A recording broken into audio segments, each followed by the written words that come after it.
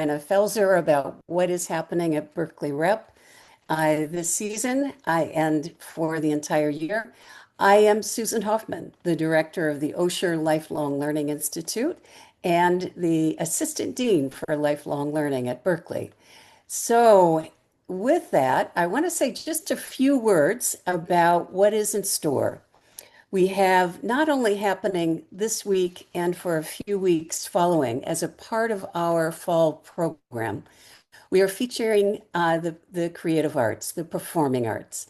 And so want to remind you that tomorrow we have Jeremy Geffen, who will be coming in to talk about Cal Performances year-long schedule. It'd be wonderful to see him. That will be at 3 o'clock. Please sign up if you haven't already. And then next Tuesday, we have our very own Chancellor Emeriti, Carol Christ, who is teaching a course called the San Francisco Opera Primer. And she's teaching it with Nanette Coleman, and they will be next week talking about the opera's production of Dead Man Walking. Check that out. And we will follow all of these wonderful kind of encounters with our local arts organizations and include the Mill Valley Film Festival, where we will go for October 3rd, spend the day in Mill Valley with the festival organizers and people who are in town for the festival. And check out our website for the October 3rd Mill Valley Film Festival.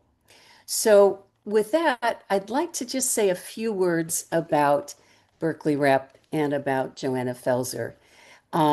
It's wonderful that she has been with us for 4 years, 5 years, 6 years.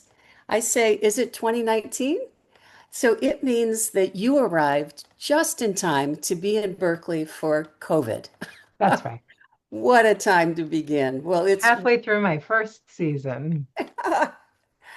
uh, we want to hear more about that for Do sure. you? Do you really?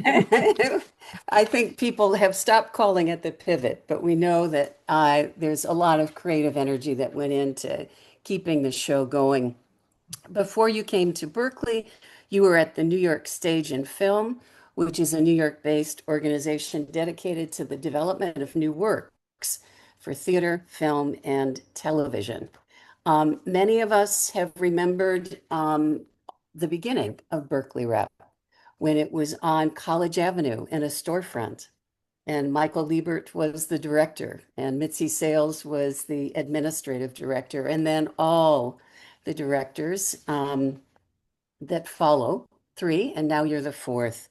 And so we want to really warmly welcome you, give you the hour for you to tell us more about this exciting season that you have put together, and also to let our members and other community people who are here today to ask if you have questions, please put those in the chat.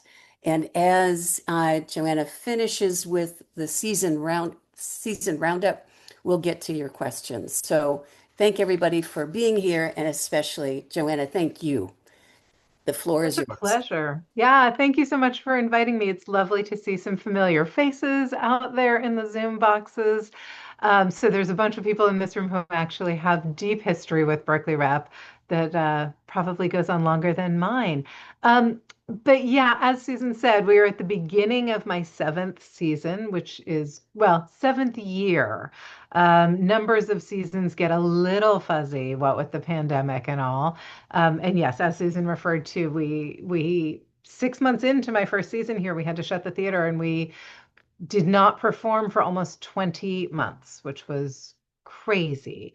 I think the fact that we are performing now or will be next week, that we are producing full seasons, that our audience has returned essentially to pre-pandemic levels is something that I feel both tremendously proud of, but also deeply, deeply grateful for. We know that this has been a terribly difficult time.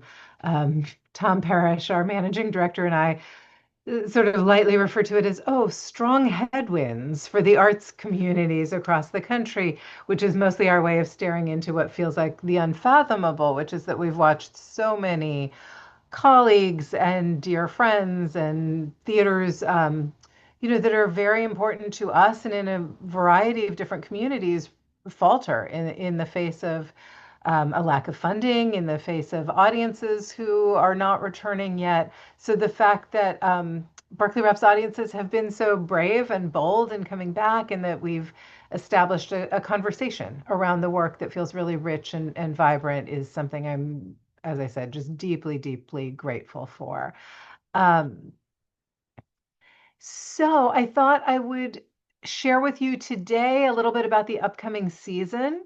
I can tell you about some of the work that's happening, as I refer to it, in the wild, work that has been developed and produced at Berkeley Rep that is now finding future life in other communities. I can tell you a little bit about some of the highlights from the past season and things that are going on from there. And then I would really, really love to know what would be meaningful to you to know more about. So I'm going to really encourage you to use that chat function.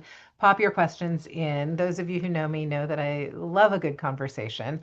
So please don't be shy if there are things that you want to know more about, whether they're related to this season, Berkeley Rep as a whole, sort of the cultural moment in which we find ourselves. I'm up for all of that. I thought it might be interesting to talk a little bit about how we come to the particular 7 plays that comprise our subscription season. Um, as we begin, and we plan probably 18 to 24 months in advance, which also makes the planning of a season in these particular times feel slightly chaotic. For me to try to determine 12, 18, 24 months in advance what the world is going to be feels increasingly challenging. And to think about what you as audience and community members are going to want and need from us in terms of your cultural consumption, your cultural engagement, as the world spins ever faster is, I could lovingly call it a fool's errand, uh, but it is one of the complicating factors in planning ahead. That being said, we sit down with essentially a blank slate, and I say we because it's me and the other members of our artistic team. So we have David Mendizabal, who many of you have come to know as a director of works like Mexodus, Victor Cervantes Jr., who just joined us 1 year ago as our associate producer for new work, Karina Fox, who's our resident casting director, and then we have 2 artistic fellows every year who participate in those conversations as well. And usually when I start, people have asked me lately, do I program to a theme? Do I approach season programming with the idea that this will be a season of family, a season of romance, a season of politics? Um, and I don't. I'll be very blunt in saying I don't. I don't actually know how to think about the work that way. And maybe if I'm being honest, I'm not particularly interested in thinking about the work that way. Though I do find retrospectively that when I look at the slate of plays that have emerged in a moment that are no doubt in response to the zeitgeist at some level on the part of the artists who are creating them, on the part of those of us who are reading them and selecting them, on the parts of those of you who are choosing whether or not to engage with them, there are absolutely themes that begin to reveal themselves, but that's not part of my thinking as I walk forward into that kind of blue sky moment. Um, as all of you probably know, we have 2 beautiful spaces that we get to program. We have the 400-seat Pete's Theater, which for many, many years was Berkeley Rep's only stage. It is, as you know, a very asymmetrical, very deep thrust. It has quickly become one of my favorite spaces in the entire country. I love the way the dynamics of that space force writers and directors and designers to really think about the relationship between the story on stage and the audience members who surround it. In that space, as those of you who have sat there know, you never lose sight of the fellow audience members that are there with you on a particular night.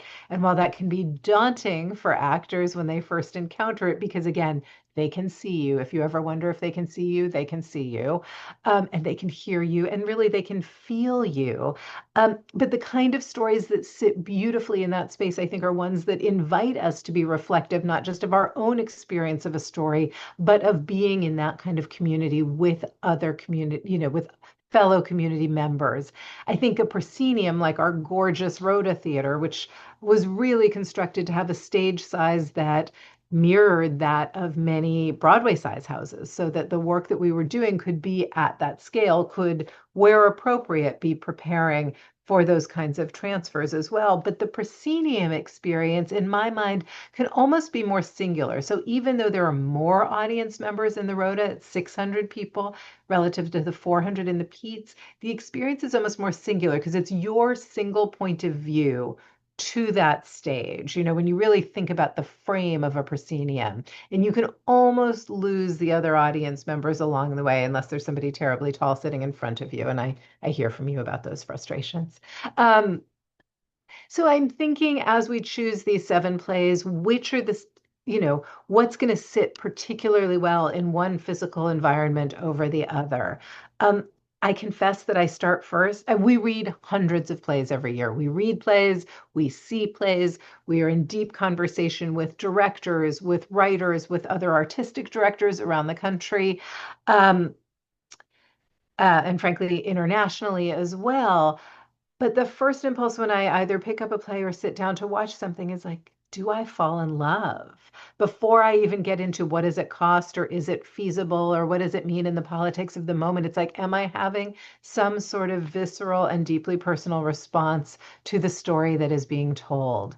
Um, and then as we begin to put the building blocks of a season together and think about the ways in which those stories relate to each other, I'm deeply interested in comprising sort of a smorgasbord for you. I want in the course of a season for you to be in the presence of works that are radically different, that have different theatrical styles.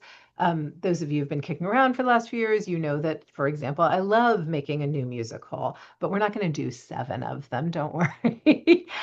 So I want there to be something of real theatrical scale. I want there to be stories that are really intimate. I want there to be stories that are coming from writers who are approaching the work from really different cultural perspectives, from different generational perspectives, from different gender perspectives. I want there to be things that are going to be funny. I want there to be things that are going to be moving. I want there to be things that are going to also challenge our collective understanding of what theatrical experience can be. I want us always as a body to be stretching our understanding and our capacity for what we experience when we go into the theater. I want there to be artists who are deeply familiar to you, who feel like kind of part of the extended family. And I feel a real responsibility to also in every season be bringing you artists who are going to be brand new to you. So those are some of the factors before we even get into what can we afford? And that, that question lives in 2 planes. It's both what are the costs of doing that show, but also how many people do we think are going to want to see it? Because we can sometimes do really big, expensive shows if we think tons of people are going to want to come. Um, we think a lot about partnerships with other organizations. This is one of the ways in which large scale pieces, especially like the Hills of California, which we're going to talk about in a second, we're doing in partnership with the Huntington Theater. Um, we think about the logistics of how much can our production teams take on in any given season, and what it means if we're going to do something really big, we should be doing something small in front of it so that there's more time. I'm just going to parenthetically pause and say, we build all of our own sets here. Berkeley Rep is so blessed to have extraordinary production facilities and artisans working here. So we build our scenery, our costumes, our props. All of that happens on site, but it does mean that we take into our planning the calibration of that workflow as well. So we think a lot about expense, we think about schedule, and then we get into, are the artists even available for the shows that we want to do when when we want to do them. So those are some of the factors that that go into thinking about what the 7 shows are that we then present to you as our our subscription slate. We also want to make sure that we're leaving some spaces in between for our special events. And those are things, like Sasha Velour or W. Kamau Bell or Fran Lebowitz, people who want to pop in for a shorter period of time, or where we think there's a targeted audience for them, or where there's an opportunity to bring an audience member that doesn't have a relationship to Berkeley Rep into the theater for the first time as well. So that's how we kind of broadly think about the year.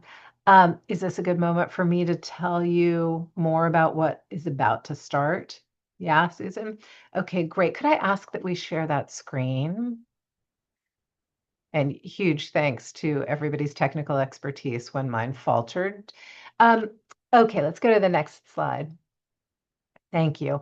We are in rehearsal right this second, and we go into technical rehearsals in the theater this Sunday and start performances a week from Friday for our season opener, which is The Reservoir by Jake Brash. It's directed by Mike Donahue. And this is a play about a young man in his early 20s who's dropped out of NYU due to pretty crippling alcoholism.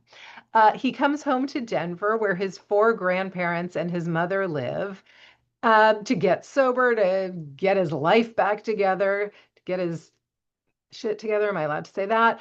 And also, in so doing, feels that as he's kind of reacquainted with his grandparents, and he realizes that at least one of them is struggling with dementia, and he decides that he will take them on these incredible brain exercises that are designed to prolong the longevity of their sort of capacities. Of course, in so doing, he realizes that he cannot fix them. The only person he can really fix is himself, and he can probably only do that with their support and fellowship. What I loved about this play when I read it is that while it is a play about alcoholism and dementia and what it is to move through the world as a queer person, none of it is centered on trauma. It's actually deeply, deeply funny. And I love the fact that it's a story, almost an intergenerational love story of this young man rediscovering his grandparents, um, and the ways in which they can actually impact how they move through the world separately and together. Uh, I think we can go to the next. In the Rhoda, we start performances with The Hills of California by Jez Butterworth, directed by Loretta Greco. As I mentioned, this is a co-production with the Huntington Theater in Boston. So this whole company is actually in rehearsal in Boston, while the Reservoir Company is in rehearsal here. They will see this produced first at the Huntington, and then they will all come to us for our second show. Jez Butterworth, many of you will have encountered in works like The Ferryman or Jerusalem. Jez is a British writer. He writes on a really epic theatrical scale. And I'm delighted that this is being directed by Loretta Greco, who some of you will know from the 12 years that Loretta led the Magic Theater. Loretta and I worked together a number of times when I was the associate artistic director at ACT across the Bay, and Loretta directed projects for us there. So we are people who have been in each other's artistic orbit for decades now. And when I saw The Hills of California, which premiered in London, then was on Broadway, was Tony nominated, I thought this was a play that Berkeley Rep audiences would love. It tells the story, it bounces between two time periods. We start in the 1950s in a kind of derelict boarding house by the sea in a small town, Blackpool, England. Um, and we meet a mother, a single mother of four teenage daughters, whose attempt to preserve her family and create a life and a path forward for her four girls centers on her desire to turn them into a singing ensemble, kind of a la the Andrews Sisters. She is in some ways almost like a Mama Rose type with her own thwarted ambitions that she is going to see play out in her tenacious hope for the future of these girls. We subsequently bounce forward 20 years into the 1970s when the girls return home as adults to help their mother pass. Um, what I love about this play is that Jez, I think, is most known for writing really extraordinary male characters. The character of Rooster, for example, in Jerusalem is one of those titanic opportunities for an actor, a real complex anti-hero. And I think in this play, Jez has turned that sense of theatrical scale and gorgeous language and created a deeply, deeply female story of this mother and these daughters who have to reconcile the ways in which um, they want deeply different things for themselves as individuals and for the world in which they move. It's a gorgeous play. And Loretta, who did so much work with Sam Shepard in the last 5 years or so of his life, for her, there's almost this genetic gene pool that Jez and Sam share in terms of theatrical scale, style of language, overt emotion. And I think she's going to do a brilliant, brilliant production. We can move to the next slide, please. After that, we bounced back to the Pete's for the first of 3 world premieres this year. And again, I just want to say the fact that we are in a place where we can take on 3 brand new productions is something that I am really, really grateful for. It's one of the things that Berkeley Rep has always been committed to, both new plays in general, but specifically world premieres. And in this climate, to get to be bringing 3 pieces to the stage for the very first time is a great, great privilege. Um, so, Mother of Exiles by Jessica Huang, directed by Jackie Bradley. Um, Jackie's work you saw actually in my first season before COVID hit, when we did Susan Laurie Parks's play White Noise. Um, that was Jackie's production. And she and Jessica have worked together on other projects before, but this is the first time to bring them together to Berkeley. And Jessica has been a participant in our ground floor summer residency labs. This is a play that takes place in 3 movements at very different moments in history. We begin in the 1860s on Angel Island, with the story of a young Chinese woman who has immigrated, who is pregnant. Um, she's a single mother, not by choice necessarily, and has to reconcile for herself. Does she get back on a boat to China because she's not meant to be in the immigration station as a pregnant woman? Uh, but she's told that if she gets on that boat, the chances of any baby surviving that journey back to China are almost none. Or will she figure out a way to birth that child in the immigration station and therefore create the beginnings of a life in America for her and her baby? We then flash forward to the 1980s, where a descendant of that woman who we meet on Angel Island is now working as an immigration official on the docks in Miami during the Cuban refugee crisis. So it is his job as the son and grandson of immigrants to be policing who is now allowed to come onto land. We then flash forward to the not too distant future in 2053, when again, descendants of this same family have had to uh, put themselves and their very few most cherished belongings into a raft and try to make their way to another country because the water in this country has become inaccessible and undrinkable. So, what we find is a beautiful story of legacy, of relationship to the United States, of relationship to the environment, but also what we see is this blending of cultures that has created the America that we are lucky enough, in the most deeply complicated way, to live in right now. Move forward. The second of our world premieres. This will represent Tony Taccone coming back into the building once again, my predecessor, to direct the world premiere of Jacob Ming Trent's play How Shakespeare Saved My Life. Jacob is an extraordinary actor whose work you may have seen on Broadway in shows like Gypsy, for example, that just closed. He's been at the Delacorte Theater doing Shakespeare in the Park many, many times. I first met Jacob when I was working at ACT, and he was a third year MFA student. So I got to see him in Shakespeare, in Chekhov.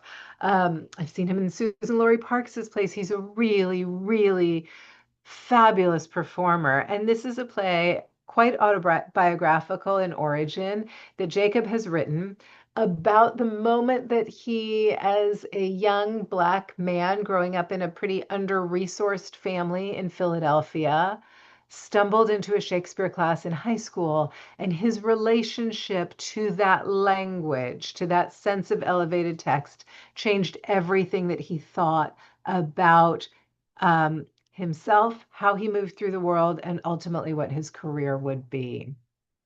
This is a co-production between Berkeley Rep and the Folger Shakespeare Theater in Washington, D.C., and Red Bull Theater, which is a classical theater in New York City. So we'll do the world premiere, and then it'll travel to D.C. and ultimately to New York. We can move forward. Uh, so I know many people have questioned, given my commitment to new work, what Berkeley Rep's relationship to the classics was going to be under my leadership. We had such a beautiful, beautiful time with Uncle Vanya last season.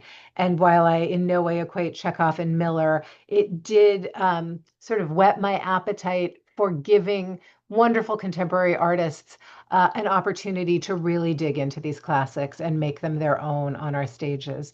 So this is David Mendizabal, as I mentioned, our Associate Artistic Director, um, has been granted permission by the Miller estate, which is no small thing, to, without changing a word of the text of the play, to cast the three central families in the story as a Puerto Rican family, a Black family, and a white immigrant family who all convene, for those of you who know the play, in that backyard of the Keller household to have to wrestle with what this tightly intertwined neighborhood, group of neighbors, has kind of allowed to happen under their noses, what the corruption and the desire to make a life here has led, especially Joe Keller, to do.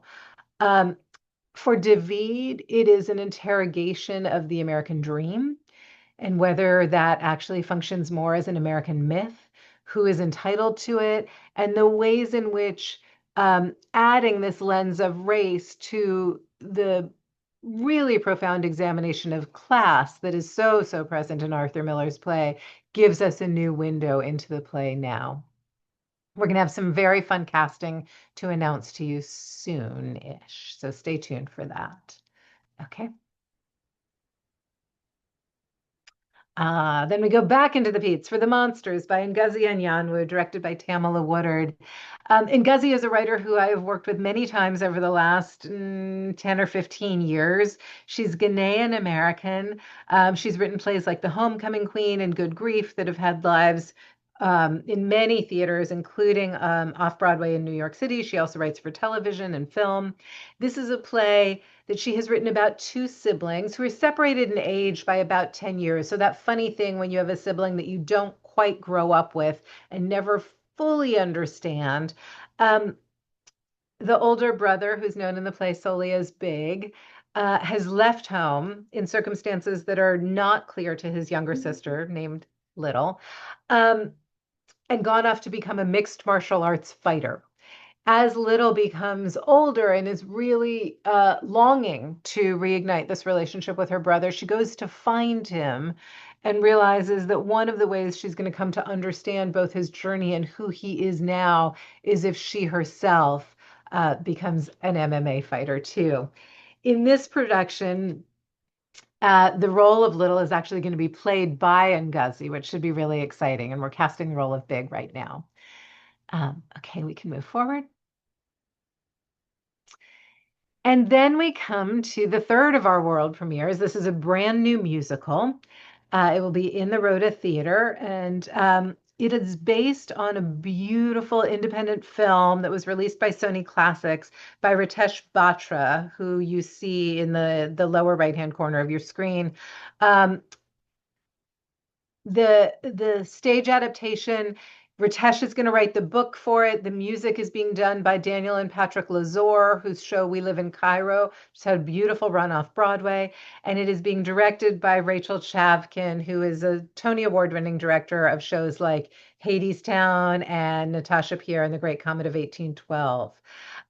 This is a story about a young woman in Bombay in isolated really in a rather loveless marriage, who every day, as is the custom in Bombay, makes her husband a lunch that she packs carefully into those silver tiffin lunch boxes. As some of you know, there's an entire industry in Bombay of that responds to this tradition. So every day, a fleet of bike messengers called dabwalas travel through all the residential neighborhoods. They pick up these tiffins from all the homes and they deliver them to the men, almost exclusively, who are working at offices scattered throughout the city. It is a system that is so improbable that, in fact, it has been studied by computer scientists as kind of an algorithm because they never get delivered to the wrong person. The right lunchbox ends up on the right desk of the right man in the right office at the right time. This story is about a day where that goes wrong. And this young woman, full of longing and disappointment in her husband, um, pours all of the love that she can into this lunch that ends up on the desk of a man who has been recently widowed. And they begin an epistolary romance, passing notes back and forth every day in this lunchbox. I think it's going to be a beautiful, beautiful musical. If you have never seen the film, give yourselves a treat and go watch it. It's gorgeous. And I think the creative team that is being assembled around this is truly extraordinary. Obviously, as with many of the musicals that we do, we have hopes that it will find a future life because we all invest a great deal in shows of this scale, and it's really satisfying when they find additional audiences. So those are the shows of the subscription season. Um, we can stop share, I think. I also want to tell you about a couple of the special events that we have planned, these shorter runs. We begin next month with Laura Benanti, who's a wonderful Broadway star, Tony Award winning, who has created a cabaret show called Nobody Cares that she just did to great acclaim at the Edinburgh Fringe Festival. And so she will come spend just 10 days with us here in Berkeley. In January, we have Oh, I'm lying. In December 1st, Jefferson Mays, who's an amazing, amazing actor. He won the Tony Award for I Am My Own Wife, which Moises Kaufman directed, as well as, excuse me, too much talking, one sec. As well as for a musical called A Gentleman's Guide to Love and Murder, is going to bring us his one-man version of Dickens' A Christmas Carol. As you know, for many, many years, Berkeley Rep has steered away from A Christmas Carol because ACT has always done it. And we are friends and colleagues across the water. But this is a year in which ACT is not going to be presenting a carol. And so we thought it was really a fantastic opportunity for us to make sure that that beautiful story remains in our community at the holidays. I will say this version pretty sophisticated in its telling and probably better for 12 and up. So maybe not the Christmas Carol for the littles in your extended families, but anybody 12 and up, I think, is really, really going to be engaged by Jefferson in this story.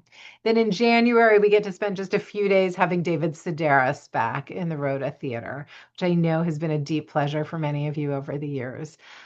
So that's what we're cooking up. And then in the summer, we do our ground floor summer residency lab. This past June, we had 128 artists working on 24 different new projects. And again, in this climate, to be able to support those people in the early stages of development for their work is deeply, deeply meaningful, not just to us here in Berkeley or us at Berkeley Rep, but the impact on the field is really profound. I also just want to remind you of a couple of the shows that you have been so wonderfully supportive of that are now finding future life. So Mexodus, which so many of you fell in love with this time last year, it opened our season, is in rehearsals in New York City for its off-Broadway debut, which I think starts on September 5th and runs till early November. So if you find yourself in New York in the fall, please, please go see it. It's at the Minetta Lane Theater in partnership with Audible. And if you're there, go say hi to Brian and Nigel and tell them that you met them first at Berkeley Rep. I just popped into their rehearsal room when I was in New York last week, and they are in rare form, as you can imagine. Um, the other show that is not yet announced for its off-Broadway debut, but I'm going to go ahead and share it here with you, is Ari Stachel's Out of Character, which was on our Pete stage 2 years ago and now has had sort of a long and winding journey to off-Broadway. Galileo, of course, is waiting to hear if they get a Broadway theater for this spring. That is the game of this time of year for everybody who is Broadway ready. There's only so many theaters and many, many people stacked up waiting for them. So we'll keep you posted on that. I think I think those are the things I wanted to make sure you knew about. And just a quick reminder that many of these shows have surrounding events led by our In Dialogue team, which David heads up, which connect the work on our stages to different community-based organizations. So, for example, there's a Jewish community night for the Reservoir. There are going to be many different events around each one of these shows. So please make sure as you're on our website that you look for that. And I would be remiss in not reminding you also of Berkeley Rep School of Theater, where there are classes that happen for people basically 8 to infinity. So if you have an appetite for learning something like stage combat, or you want to work on your voiceover skills, any of those things are available to you at our School of Theater, while we simultaneously welcome thousands of students into our main stages for our student matinee program throughout the year as well. What would you like to know more about? Okay, Well, wow. Thank you. Thank you, Joanna. There are so many successes that you've just thank covered. you. And the future, I think we'll probably have all 100 of us who are online going. And if we haven't already bought I our can only subscription, hope so. well, very definitely. Um, there are a couple of questions. Yeah. I do want to also congratulate you on the model of having these shows that premiere there at the Berkeley Rep space and then move to New York and off Broadway productions. That is really a very successful revenue model and also a quality theater model. Thank you. The first question that you have is from Kim Weichel, who says, beautiful sharing of the upcoming season, very enticing. How far in advance do you select the actors? And you talked about cost. How much does a typical play cost a theater? Complicated question. Let me explain about the actors first. So with the actors, there's some shows that are really dependent on a particular actor, and we probably wouldn't program it without knowing that that person was in place. So sometimes those are commitments that we and they are making a year or more in advance. If we're going through more of just a typical casting process, it's probably anywhere from 3 to 6 months. So, for example, right now we are auditioning actors for The Lunchbox, which will be the last show of our season. But because we're going to do a big workshop of it, because it's a new piece, in November, we're starting to see actors now. And we know that some of those people in that workshop will probably carry forward into the production. Others will learn in the course of doing that work that maybe the role has adjusted or they're not entirely right for it.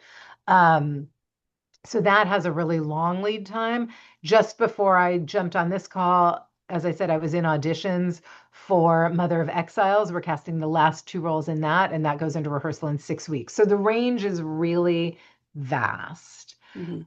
Um, and then in terms of cost, I don't know that I could actually say, oh, this is what a show costs. Because, what something like The Monsters costs, which has two people, it has been done before, it will have by the time. So there are fewer variables around it.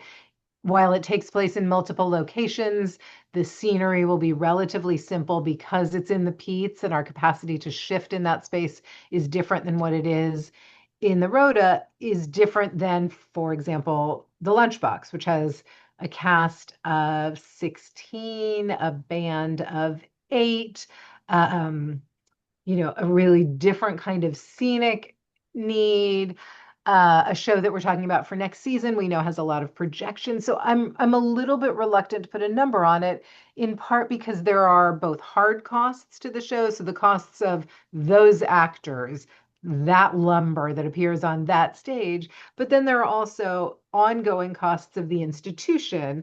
For example, those incredible artisans who build that scenery, the rent and the mortgages on those spaces, the expertise of the staff. So I think probably the easiest thing I can say is it really, really varies by a factor of probably, I don't know, 6, 7, like the multiplier is big. Right.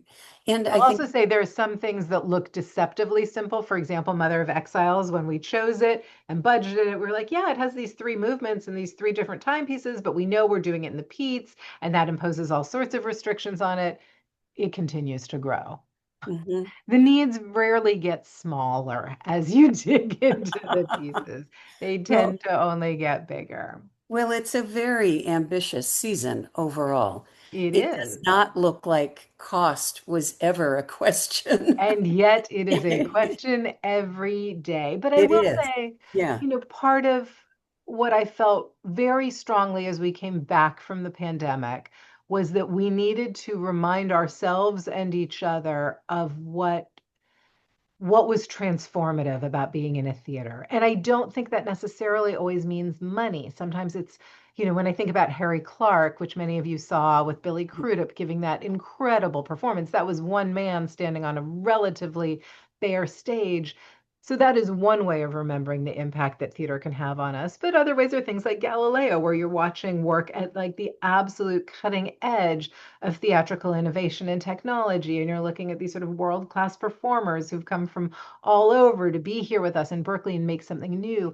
But I think that question of what is going to remind people of why it is worth it for them to leave home, to get off their couches, to come back into relationship with strangers on my schedule, not on theirs, it's not Mhm. streaming.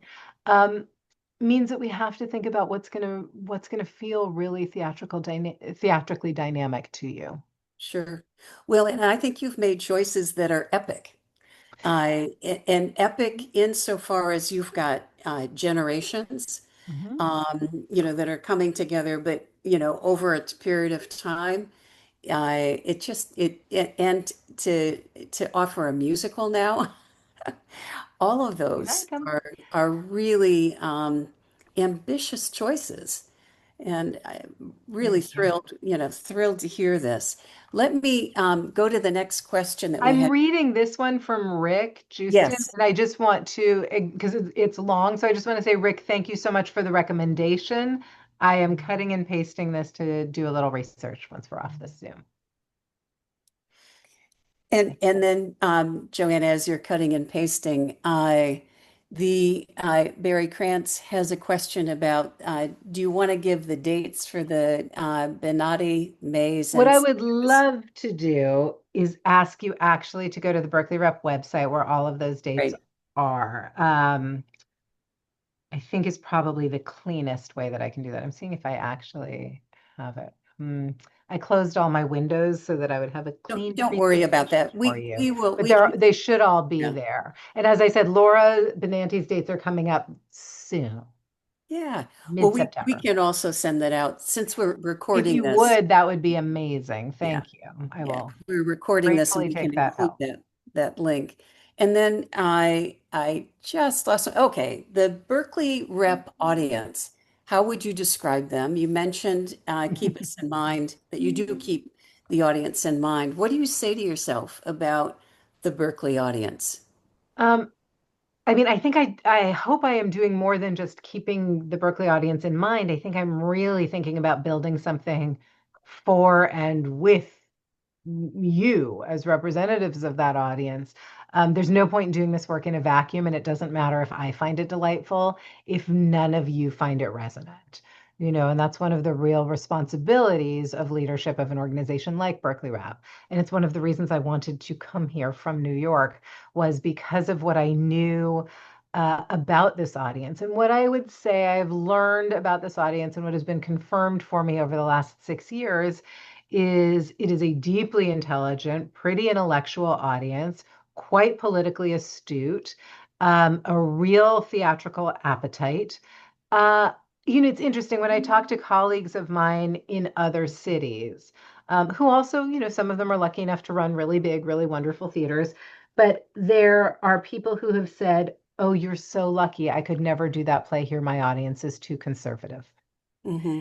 And I feel the appetite that Berkeley Rep audiences have for pretty rangy work to be unparalleled, Hmm. honestly. Yeah. Which doesn't mean you all like everything. And I know when you don't. And I guess some part of me feels like for any individual, for those of you who are generous enough to be our subscribers and who, basically get on the ride and say, we're going to be with you for 7 shows, I think there is an acceptance in that of there are going to be certain things that you love more than others. And I Hmm. hope you deeply love the things that you thought you would at the beginning of the season. I hope you have fallen in love with something that you wouldn't otherwise have chosen if your subscription didn't essentially force you into it. Um, and and I think accepting the fact that there are going to be things you don't like, and I don't mind being in conversation with you about why they sit in our season and what I hope you will get out of it. Hmm. Joanna, I have a confession to make.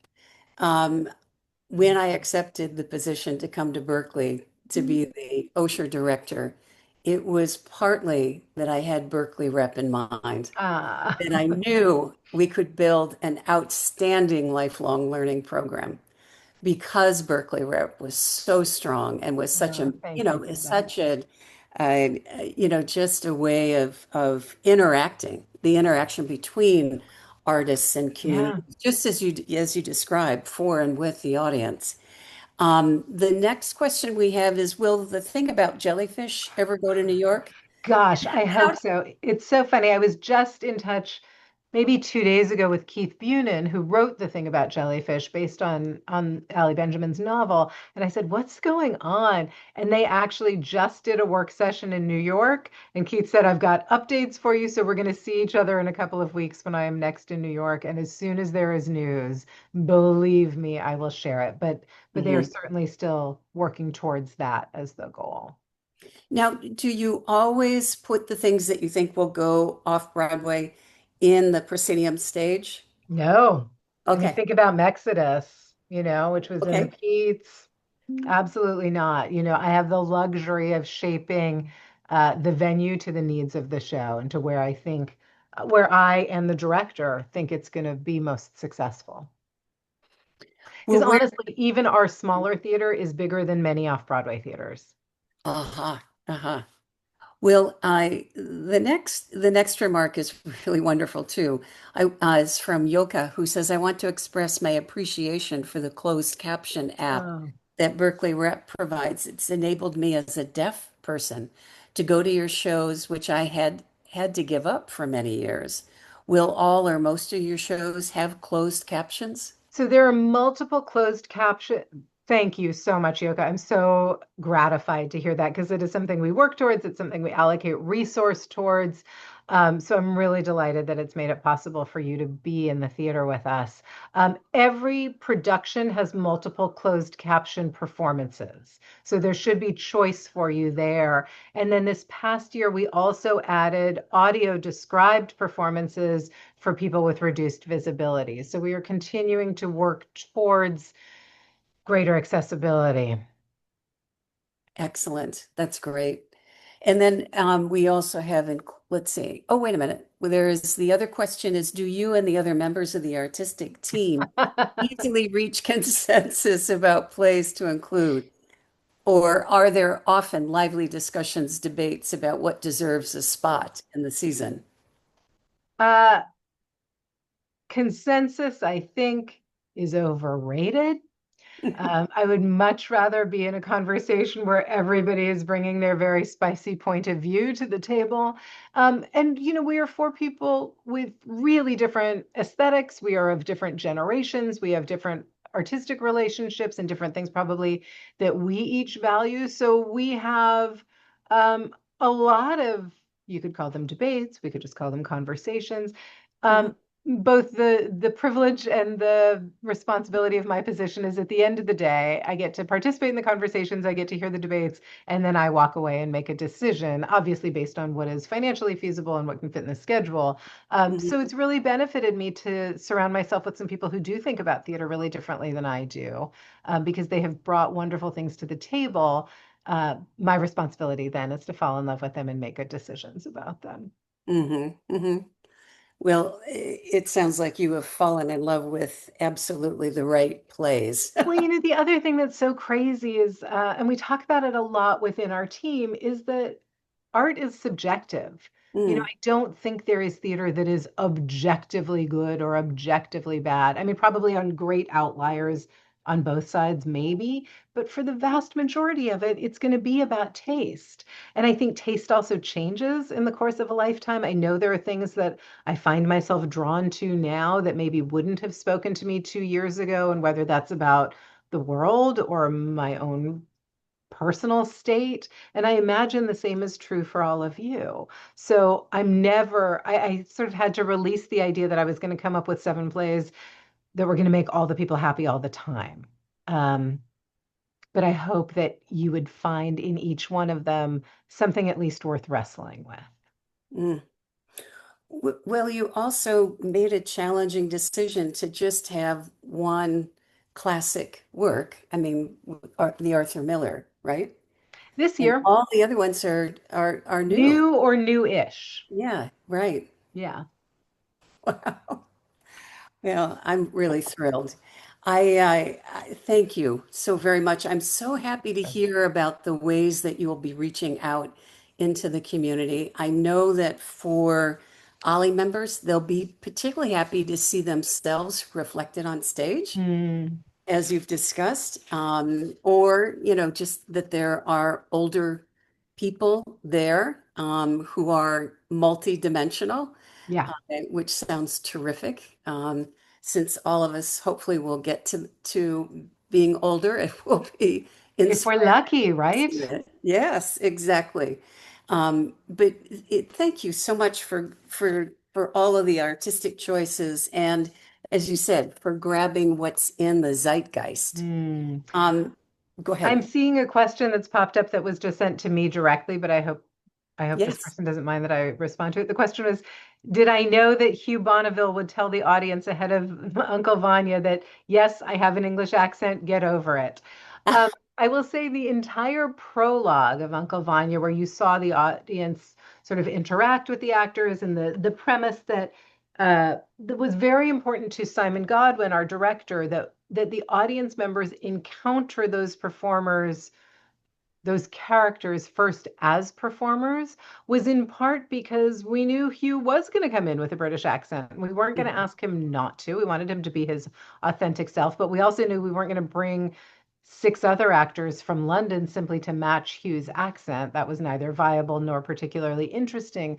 So that prologue was meant to be a way of acknowledging, we also had a multi-racial cast, which was perhaps not what Chekhov would have experienced.